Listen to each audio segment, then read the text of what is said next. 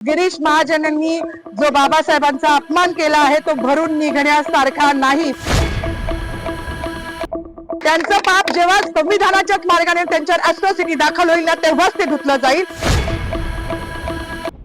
संविधानानुसार कुठला वाव स्त्रीला नव्हता आणि ज्या संविधानाने आज मला ही ताकद दिली आहे त्या बाबाला जेव्हा हे संपवायला जात आहे तेव्हा त्यांची ही लेख तेवढ्याच निडरतेने उभी राहिली आणि ह्याचा मला खूप अभिमान आहे। जास्त काही बोलणार नाही। गिरीश महाजनांनी जो बाबासाहेबांचा अपमान केला आहे तो भरून निघण्यासारखा नाही। म्हणजे त्यांच्या दृष्टिकोनातून पाप धुवायला आता कुंभमेळा येतोय, तिथे जरी त्यांनी नदीत आंघोळ केली तरी तो धुतला जाणार नाही, इतकं मोठं पाप त्यांनी केलेलं आहे।